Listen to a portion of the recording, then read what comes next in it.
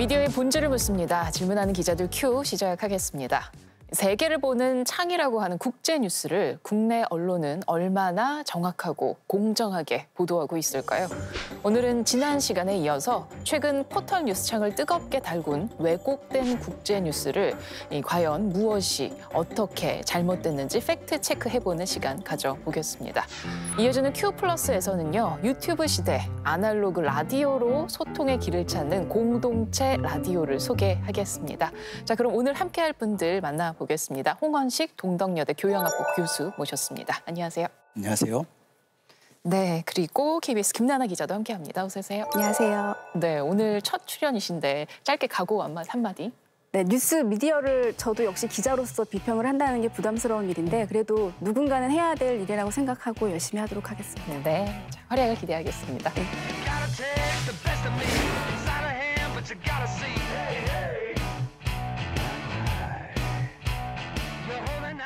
네, 탈레반이 아프가니스탄의 수도 카불을 장악한 이후 아프간 현지에서 끔찍한 비극과 혼란이 계속되는 가운데 국내 언론에서도 연일 관련 소식이 쏟아졌습니다. 하지만 외신 받아쓰기, 강 건너 불구경식의 단편적인 보도가 대부분이다 보니까 이 사실과 다른 오보도 이어지고 있습니다. 지난 8월 중순에는 미군이 아프간에서 철수하면서 남긴 100조 원대 무기를 탈레반이 획득했다, 이런 보도가 잇따랐는데요. 이게 오보였죠. 네, 보도가 처음 나온 게 8월 18일이었는데요. 연합뉴스와 SBS, 매일경제 같은 주요 언론들이 한결같이 10여 곳에 비슷한 제목의 기사들이 나왔습니다. 네. AP통신을 인용해서 탈레반이 100조 원대 규모의 군사 자산을 입수하게 됐다, 이런 내용이었는데 이게 사실과 달랐습니다. 한마디로 하나같이 AP통신을 인용하긴 했지만 이 AP통신의 원문 어디에도 이런 내용이 없었던 건데요. 관련 내용을 팩트체크해봤습니다.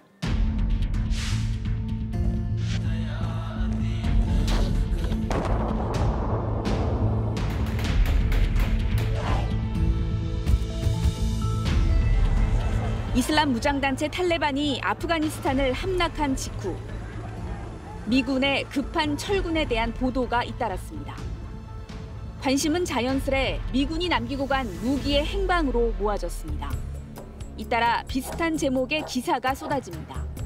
구체적인 액수까지 거론됩니다. 100조 군사자산 탈레반 소나기로 97조 원어치 미군 무기 줍줍, 블랙호크 등 100조 원 미 무기 탈레반 손에. 국내 언론들은 100조 원의 출처에 대해 미국 통신사 AP가 보도했고 백악관도 발표했다고 전했습니다. 우선 AP통신의 8월 17일자 기사를 살펴봤습니다. 우리 돈 약 100조 원으로 환산할 수 있는 830억 달러가 언급된 것은 맞습니다. 하지만 이는 지난 20년간 아프간 국방에 투입된 유무형의 전체 예산이라고 설명돼 있습니다. 기사 말미엔 이 돈이 아프가니스탄의 군대와 경찰력을 개발하고 유지하는 데 쓰였다는 내용도 덧붙여져 있습니다. 그런데 국내 언론들은 830억 달러 전체를 탈레반이 당장 차지하게 된 미군 무기의 가치로 특정한 것입니다. 원문 기사를 제대로 들여다봤는지도 의심스러운 대목입니다. 백악관이 관련 내용을 시인했다는 점도 사실과 다릅니다. 백악관 브리핑에서 관련한 질의응답이 오간 건 맞지만 질문과 답변 그 어디에서도 구체적인 액수가 언급되진 않았습니다. What happens to the billions of dollars worth of weaponry that the U.S. gave Afghanistan? Does the U.S. have a plan for that, or does it remain in the Taliban hands? We don't have a complete picture, obviously, of where every article of defense materials has gone, but certainly a fair amount of it has fallen into the hands of the Taliban. 결국 탈레반이 미군 무기 100조 원어치를 차지하게 됐다는 국내 언론사들의 쌍둥이 보도들은 기본적인 확인도 없는 베껴쓰기가 빚어낸 무더기 오보였던 셈입니다. 네, 그러니까 이 100조 원이라는 규모가요, 미군이 아프간 정부군에 20년 동안 지원한 유형, 무형 전체 규모였던 건데 탈레반이 이번에 미군 철수 이후에 획득한 무기의 규모가 100조 원이다, 이런 식으로 잘못 보도가 됐던 거죠. 이런 허위 정보가 국내에서도 문제였지만 미국에서도 한번 난리가 났었다고요. 네, 그렇습니다. 미국에서는 이 SNS를 중심으로 그런 내용의 가짜 뉴스가 떠돌았는데요. 트럼프 미국 전 대통령, 그리고 트럼프 전 대통령의 아들, 그리고 공화당 의원 의원들이 이런 잘못된 내용들을 정치 쟁점화하면서 사안이 커졌습니다. 급기야 워싱턴 포스트와 AP통신 같은 경우에는 팩트체크 기사를 냈는데요. 네. AP통신과 워싱턴 포스트 등은 이 800억 달러라는 돈은 아프간 군대를 훈련하고 유지하는 전체 비용이다. 그리고 실제 무기에 들어간 돈은 여기에 3분의 1에도 미치지 않는 240억 달러 정도다. 이렇게 네. 얘기를 했고, 그러니까 결국 이 탈레반이 당장 손에 쥐게 된 무기의 가치는 이것보다 훨씬 적을 것으로 그렇게 추정을 그렇죠. 했습니다. 240억 달러보다도 훨씬 낮겠죠. 그렇습니다. 네. 자, 그래서요. 미국 언론들은 이런 허위 정보를 바로 잡았는데 국내 언론들은 오히려 이런 허위 정보를 막 퍼다 날랐습니다. 홍 교수님 이런 사태 어떻게 보셨어요? 해당 기사를 보면서 저도 참 상식적으로 이해가 안 됐는데요. 일단 100조라는 어마어마한 돈을 기사화하면서 팩트체크를 안 했다는 것도 그렇고요. 네. 또 일부 언론에서 죽줍이라는 표현을 쓰면서 무슨 게임을 중계하듯이 맞아요. 이렇게 보도하는 태도가 잘 납득이 안 됐습니다. 저도 아들을 통해 가지고 가끔 게임 용어를 듣는데 이게 제가 알기로는 줍줍이라는 용어가 이게 줍고 줍는다. 무슨 아이템 떨어져 있으면은 그걸 줍는 것을 뜻하는 것으로 알고 있는데요. 네. 마치 게임 중계하듯이 줍줍이라는 표현을 썼다는 것. 그러니까 단순한 흥미거리로 이런 맞아요. 분쟁을 대하는 것이 아닌가 하는 생각이 들었습니다. 너무 가벼웠어요. 표현 자체가. 자, 그럼요. 이번에 그렇게 오보를 낸 언론사들 중에서 그럼 국내 언론 중에 사실을 다시 바로잡은 그런 언론도 있었나요? 네, 먼저 지난달 9일에 SBS가 팩트체크 기사를 내기는 했습니다. 하지만 자사 보도를 정정하거나 사과하거나 한 것은 아니었고 네. 이 앞서 전해드린 트럼프 전 대통령의 발언을 팩트체크한 그런 것이었습니다. 물론 이 시점 역시 미국 언론들의 팩트체크 기사들이 나온 지 열흘 정도 지난 뒤에 있었던 일이고요. 그리고 그 이후에 다음 날 조선일보가 바로잡습니다라는 제목으로 정정 보도문을 게재를 했는데요. 오보를 낸 수많은 언론사 가운데서는 유일하게 정정 보도문을 낸 언론사였습니다. 아, 그랬군요. 국내 언론들이 참 정정 보도에 인색하다 이런 문제점을 저희 질문하는 기자들 큐에서도 과거에 지적한 적이 있는데 이번에도 별반 달라지지 않은 태도를 보였네요. 예, 그나마 조선일보, SBS 두 언론사가 나중에 사실을 확인한 것은 그나마 뭐 다행이라고 할 만합니다. 사실 그런데 그렇게 만족스럽지는 않습니다. 조선일보 기사 같은 경우는 자사의 오보를 정정하긴 했지만은 독자적인 팩트 체크에 기반했다기보다는 네. AP통신에서 정정 보도를 한 것을 팩트 체크를 한 것을 그대로 인용해서 자사의 정정 보도를 한 것이고요. 네. 그리고 SBS 같은 경우는 팩트 체크 기사를 통해 가지고 독자적인 사실 확인의 노력이 있었습니다만은 자사가 오보를 했다는 것들을 언급하지 않고 단순하게 이런 해외 국제 보도에 있어서 팩트 체크의 필요성을 강조하는 정도로 마무리를 했다는 점에서 좀 아쉬움들이 있죠. 그나마 그래도 두 언론사는 이렇게 후속 보도나 정정 보도를 내기라도 했는데 똑같은 보도를 했던 다른 언론사들은 사실 이렇게 오보를 내고도 모른 척하고 있다는 게 더 큰 문제죠. 자, 아프간 소식을 전하면서 일어난 이런 받아쓰기 오보 또 있었습니다. 지난 8월 말이었는데요. 아프가니스탄 카불 공항에서 발생한 폭탄 테러 장면이라고 뭔가 대대적으로 굉장히 충격적인 그런 장면이 많이 돌았는데 그게 사실은 그 폭탄 테러 장면이 아니었고 전혀 엉뚱한 상황이었다면서요. 네, 카불 공항 테러라는 제목의 영상이 떠돌았는데 사실은 카불 공항에서 난 테러가 아니라 카자흐스탄 군부대에 있는 탄약 보관 창고에서 난 화제 영상이었던 겁니다. 그러니까 출처를 확인해 봤더니 트위터에 누가 잘못 올린 영상들을 이제 언론들이 확인 없이 우후죽순 받아 쓰면서 오보가 계속해서 양산된 그런 상황이었습니다. 얼마 전에 그 대표적인 사례가 또 하나 발생을 했는데 국내 주로 인터넷 언론들이 CNN 보도를 인용을 해서 네. 아프간 난민들이 독일에 있는 미군 기지에서 2,000명이 새롭게 임신했다라고 기사를 냈는데 알고 보니까 사실은 임신되어 있는 상태의 여성들을 먼저 이렇게 난민으로 이렇게 데리고 왔기 때문에 네. 사실 난민 중에 임산부의 숫자가 굉장히 많았던 것인데 네. 그것을 마치 새롭게 2,000명이 미군 기지에서 임신한 것처럼 기사를 냈던 거죠. 그렇죠. 그러니까 일종의 속보 경쟁과 그리고 포털 내에서의 클릭수 경쟁을 하다 보니까 이런 외신 보도의 문제점들이 더욱더 가중되고 있는 것이 현재 국내의 이 국제 보도 현실인 것 같습니다. 네. 지난달 초에 또 하나의 사례가 있었습니다. 일부 국내 언론들이 일본 언론에서 김연아 전 국가대표 피겨스케이팅 선수에게 새끼 넘친다 뭐 이런 식의 망언을 냈다는 보도가 나오면서 큰 파장이 일었는데요. 이런 소식을 전한 언론들은 기사 내용에다가 또 일본 언론의 이런 도 넘은 망언에 한국 네티즌들이 분노하고 있다. 또 이런 반응까지 덧붙였습니다. 그런데 이게 사실은 국내 언론의 어떤 잘못된 해석이 이 불필요한 논란을 조장한 사례다 이렇게 비판이 나오더라고요. 네, 먼저 우리 언론에 처음 관련 보도가 나온 거를 확인을 해봐야 될 텐데요. 조선일보 온라인 담당 자회사죠. 조선 NS 소속 기자의 기사였습니다. 일본 매체 김연아 근황 전하며 새끼 넘친다. 한국 네티즌 역겹다라는 제목의 기사였는데 네. 이후 비슷한 제목의 기사들이 20건 넘게 쏟아져 나왔습니다. 조선일보는 뉴스포스트 세븐이라는 일본 언론이 피겨 여왕 김연아의 근황을 전하면서 섹시하다, 새끼가 넘친다라는 표현을 써서 국내 누리꾼들의 공분을 사고 있다라고 전했는데 이 조선일보 기사에 달린 댓글들을 보면 오히려 원문 기사가 문제가 아니라 조선일보의 기사가 문화적 차이를 이해하지 못하고 선동하는 기사를 썼다, 오역을 했다 이런 비판들이었습니다. 네. 문제가 된 표현이 직역하면 새끼가 넘친다가 맞긴 합니다. 네. 그런데 이게 우리 입장에서는 상당히 부정적인 의미로 쓰이지만 일본에서는 꼭 그렇지만은 않다는 것이거든요. 그래서 일본 문화 전문가들의 얘기를 들어봤습니다.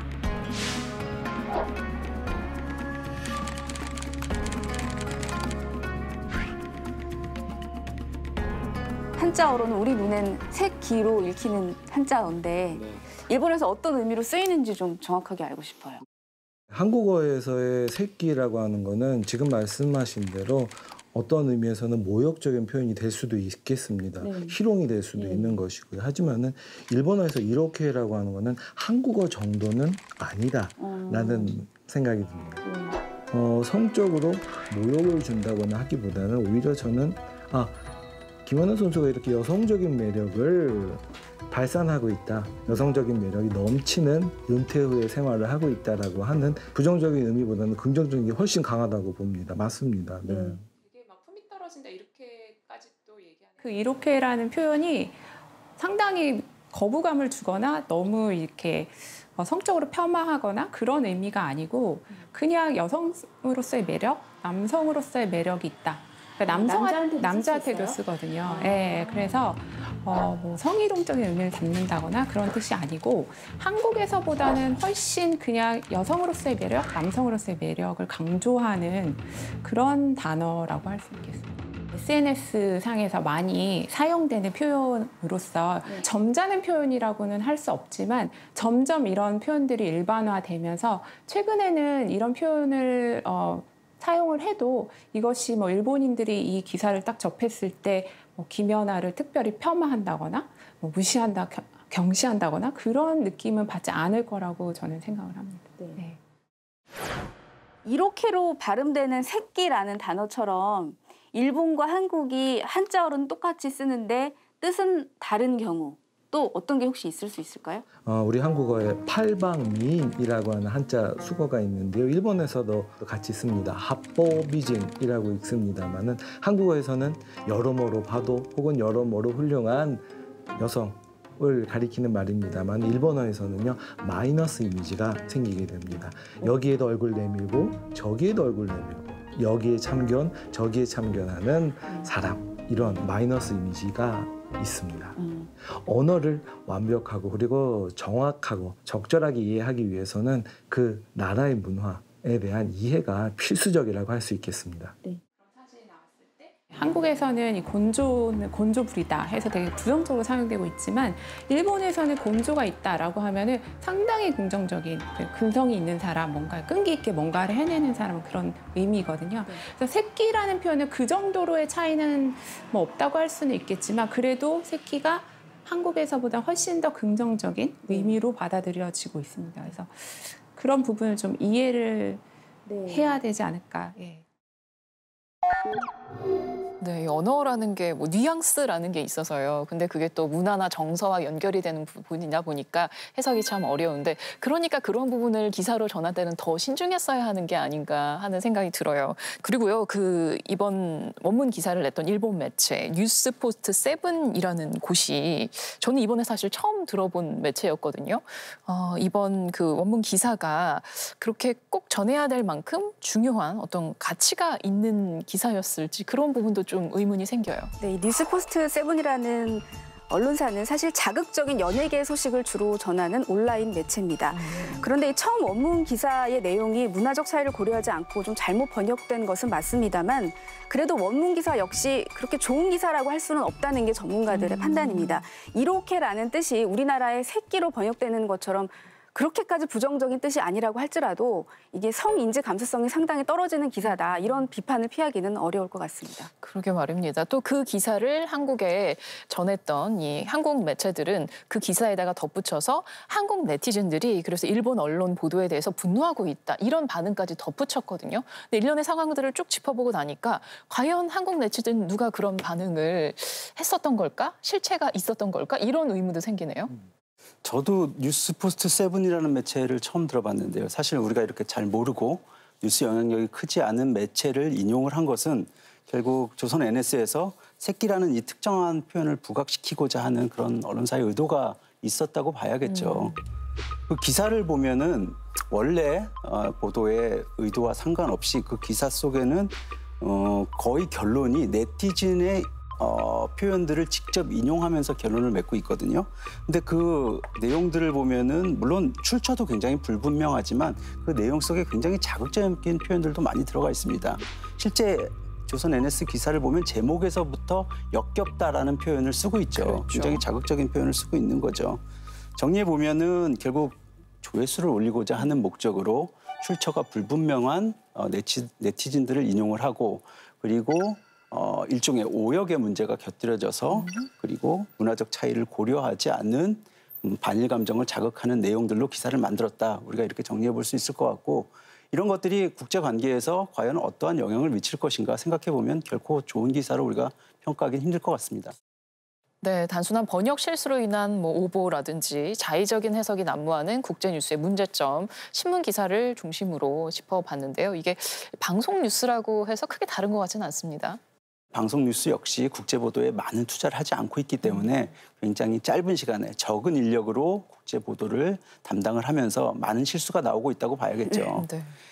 특히 이제 번역의 문제는 심각한 편인데요. 그나마 이제 영미권이나 일본이라든지 우리가 친숙한 그런 언어들에 대해서는 어느 정도 일정 수준을 유지하고 있고 그리고 잘못이 있더라도 시청자들이 쉽게 알아챕니다. 근데 이제 아랍이라든지 다른 생소한 나라의 그런 생소한 국가들의 언어는 잘못이 있어도 시청자들이 알아채기도 힘들기 때문에 오히려 문제가 더 심각하다고 봐야겠죠. 네, 참 허술한 부분이 많아요. 자, 그럼요. 방송 뉴스의 엉터리 국제보도 실태 좀 어느 정도인지 그리고 왜 이런 문제가 그렇게 반복이 되고 있는 건지 현장 기자들의 이야기를 들어봤습니다. And the Oscar goes to Je Jung-yoon. 93회 아카데미 시상식에서 여우 조연상을 받은 윤여정 씨는 수상 소감으로도 화제를 모았습니다.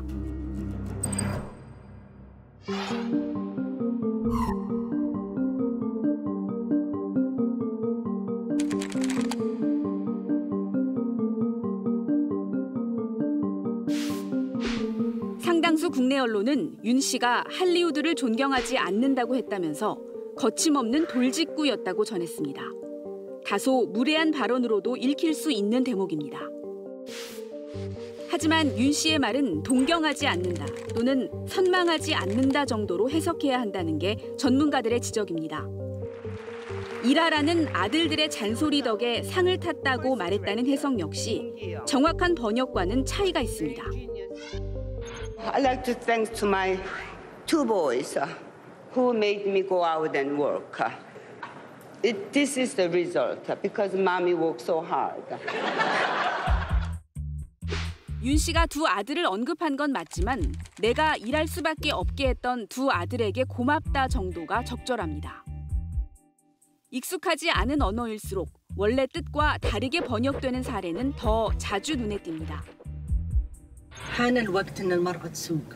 أنا مستعدة، بنتي مستعدة، وأيضا المجتمع مستعد. 인터뷰와 함께 방송된 자막과 달리 운전자의 아랍어 인터뷰는 이제 여성이 운전할 때가 됐고 스스로도 자신의 딸도 사회도 준비됐다는 내용이었습니다. 심지어 한 우즈베키스탄인은 시간이 없다며 설명을 생략한다고 말했는데도 해석은 의도한 대로 붙이기도 합니다. Наш народ всегда был образованным народом и дальше будет стараться, будем такими образованными. И у нас много достижений, сейчас просто времени нет. Я бы вам с удовольствием рассказала.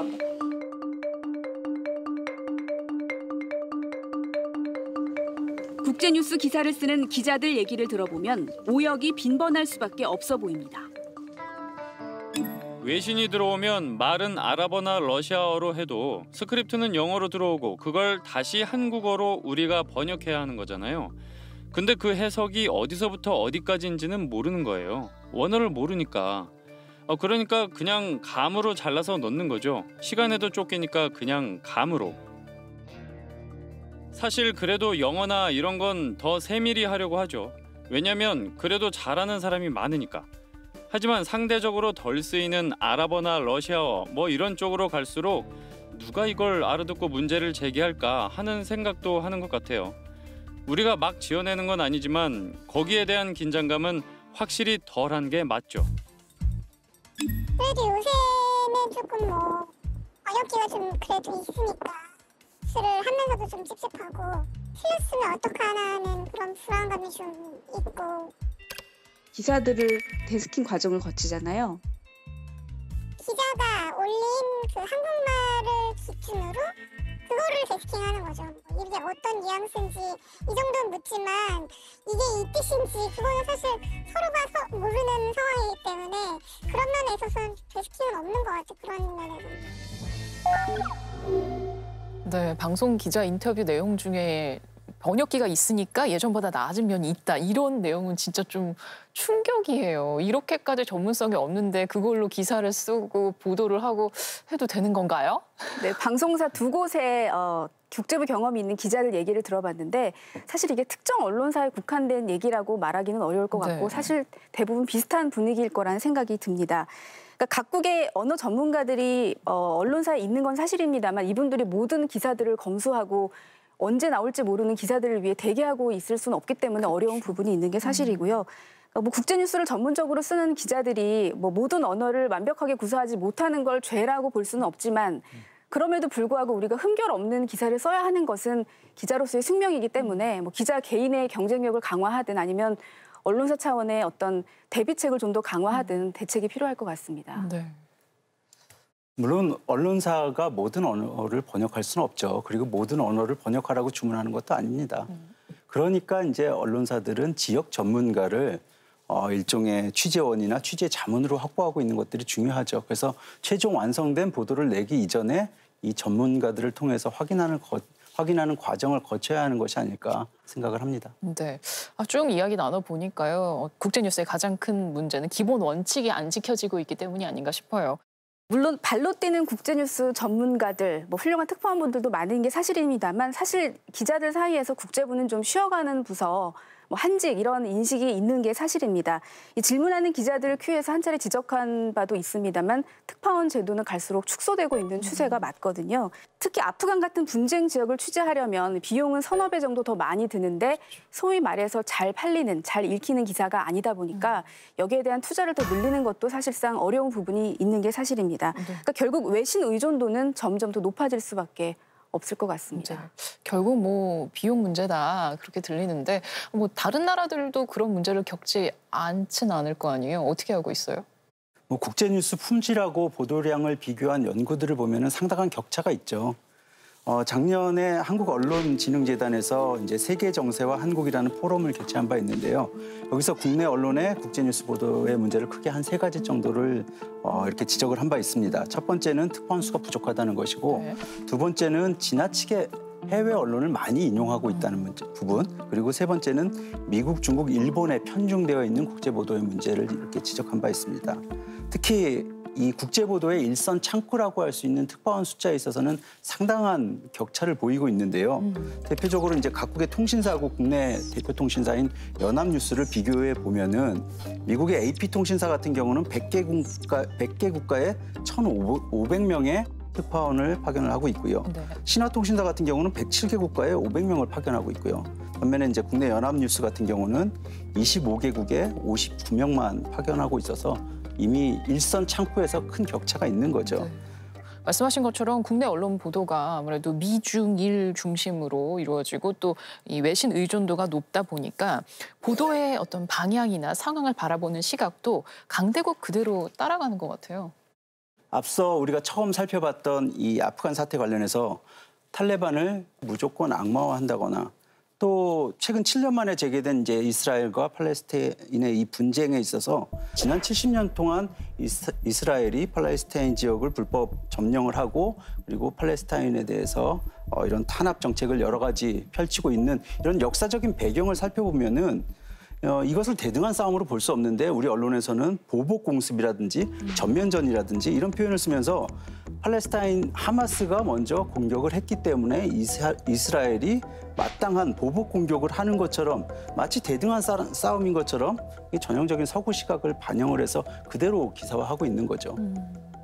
실제로 관련 보도의 외신 의존도가 얼마나 높은지 기자들을 분석을 해봤는데요. 7년 만에 다시 이스라엘이 팔레스타인을 대대적으로 공습한 지난 5월 한 달 동안 국내 10개 종합일간지와 연합뉴스 보도 541건을 대상으로 삼았습니다. 네. 이 541건의 보도가 인용한 외신이 모두 809건으로 확인이 됐는데요. 비율을 봤더니 73.4%는 미국이나 영국, 프랑스, 독일 같은 서구 언론을 인용한 것이었고요. 이스라엘 매체를 인용한 비율은 12.6%였습니다. 반면에 팔레스타인을 인용한 매체를 인용한 비율은 2.47%에 불과했습니다. 그러니까 시각의 차이가 생길 수밖에 없을 텐데요. 네네. 중동 전문가는 어떻게 보고 있는지 취재했습니다. 국내에 보도되는 2.8 분쟁 사태에서 요즘에는 점점 나아져서 좀 약간 기계적 중립을 통해서 그 양쪽의 의견을 들으려고 하는 시도들은 있지만 팔레스타인들이 왜 지금 저렇게 분노하고 이스라엘에 저항을 하는지, 항거를 하는지에 대한 그런 그 배경에 대해서는 그 보도가 많이 없는 것 같아요. 이스라엘에서는 자위권 발동으로 어쩔 수 없이 개입을 했다. 그런 식의 일반인들은 이해할 수 있는 보도들이 많은데 그 이면에 저변에 이렇게 켜켜이 쌓여오는 팔레스타인 사람들의 그런 박해나 이런 부분은 조금 상대적으로 보도나 이런 것들이 조금 적지 않은가 저는 그렇게 보고 있습니다. 네. 소위 말해서 주도권을 쥔 나라의 언론의 뉴스를 우리가 그대로 받아서 쓰고 있다는 비판이 계속되고 있잖아요. 9월 1일 날 그 오마르라고 하는 그 13세 팔레스타인 소년이 이스라엘 방위군 저격수에 의해서 사망하는 사건이 벌어졌습니다. 그런데 그런 것들은 보도가 되고 있지 않죠. 그리고 이 사망한 아이가 지금 70번째 희생자입니다. 올해 들어서 70번째 희생자인데 이스라엘 방위군에 의해서 팔레스타인 미성년 소년이 올해 들어서 70번째 사살이 된 겁니다. 근데 만약에 이스라엘 미성년자의 사망자 수가 그렇게 많다면 어땠을까요? 보도 행태가 이스라엘 쪽에 더 가지 않았을까요? 팔레스타인들을 억압할 수밖에 없고 하마스나 그 파타 정부를 우리가 억압할 수밖에 없다라고 하는 당위를 강화하는 쪽의 보도가 많이 되지 않았을까? 우리만의 시각을 가져야 되는 이유 어떤 걸 좀 지적할 수 있을까요? 우리나라도 이제 선진국에 올라가고 더 이상 그렇게 그 강대국의 편승에서만으로 우리 극익극대화를 이루기는 힘든 상황으로 오고 있기 때문에 이제 미국의 국익을 따라서 우리가 편승을 하기에는 너무 의제가 다양화돼 있고 미국의 국익과 우리의 국익이 조금 약간 괴리가 생기는 장면들을 저희가 잘 보고 있거든요. 우리나라의 그 모든 공론회장의 그 틀이 정해진다고 한다면 그게 아마 우리 국익 극대화에는 상당한 제한이 된다 저는 그렇게 봅니다. 네. 오역에 따른 오보부터 강대국 시각에 갇힌 왜곡된 보도 등이 이제 문제점으로 지적이 되고 있는데요. 사실 저만 해도 국제뉴스 하면 딱 생각나는 건 핫토픽이거든요. 이런 식으로 국제뉴스가 좀 흥미 위주로, 재미 위주로 소비가 되는 경우가 많다 보니까 아무래도 우리가 감기 얻는 좀 남의 일처럼 느껴지고 그렇다 보니까 심도 있고 깊이 있는 국제뉴스가 나오기 어려운 그런 분위기가 기반이 있는 게 아닌가 싶어요. 어떻게 하면 또 지금과는 좀 다른 취재와 보도를 할 수 있을까요? 근데 우리나라를 보면은 사실 문화적 역량에서는 이미 어느 정도 글로벌 리더십을 갖췄다고 할 수 있는데요. 근데 우리의 시각이라는 면에서 보면은 여전히 좀처럼 그 목소리가 커지지 않고 있는 것 같습니다. 몸집도 커지고 목소리도 커졌는데 우리가 보는 것은 여전히 우물 안의 세계밖에 없는 거죠. 우리 몸집에 맞는 목소리를 내기 위해서도 사실 국제 뉴스를 우리 시각으로 해석하고 소화하려는 노력들이 언론에 더 많이 요구된다고 할 수 있습니다. 네. 그런 점에서 이제 좋은 뉴스 하나를 좀 사례를 언급하려고 하는데요. 네. 지난 9월 이제 탈레반 대변인과 직접 인터뷰를 시도했던 SBS 사례가 굉장히 시사하는 바가 큰 것 같습니다. 네, 네. 최초로 탈레반 대변인과 화상 인터뷰했습니다. 미군이 남기고 간 무기를 탈레반이 북한에 판매할 수 있다는 미 공화당 하원 의원들의 우려에 그럴 일은 없다고 단언했습니다. Weapons we need for ourselves and we will never do that. We do not have any relation with them. 지난 2007년 탈레반의 폭탄 테러로 숨진 고 윤장호 하사와 피랍 살해된 샘물교회 선교단과 관련해선 과거의 일이라고 얼버무렸습니다. Are you willing to apologize to the victims and Koreans about it? Our country was occupied and your country was part of the occupiers. So I think it is better to say it is a past story. 탈레반과 아프가니스탄의 문제를 우리의 문제와 연결지어서 독자적으로 접근하려는 시각이 굉장히 돋보였죠. 사실 이러한 뉴스는 외신 보도를 그냥 받아 써가지고는 도저히 나올 수 없는 보도거든요. 이제 SBS의 사례도 있었습니다만 이러한 국제 보도를 우리의 시각으로 해석하려는 노력들이 언론에 더 많이 있길 기대합니다. 네, 참 참신한 시각이고 시도였죠. 네, 우리가 서구 언론이 정한 틀로만 국제 뉴스를 바라보면 시각이 왜곡될 수밖에 없을 겁니다. 지난 2014년에 에볼라 바이러스에 대한 공포가 한참 있었을 때 국내에서 여러 낭설을 부추기는 얘기들이 떠돌았는데 이게 또 기사화되면서 에볼라는 곧 아프리카 사람은 곧 흑인 이런 좀 부정확한 그런 연상작용이 이어지면서 인종차별 문제가 불거진 일이 있었거든요. 이게 한 예가 되지 않을까 싶고요. 또 2018년에는 예멘 내전 이후에 난민들이 제주로 돌아오면서 그 이전에는 난민에 대해서 별 생각을 하지 않던 사람들이 언론을 통해서 난민 얘기를 접하면서 불필요한 왜곡된 시각, 난민에 대한 편견 이런 것들을 가졌던 일이 있었습니다.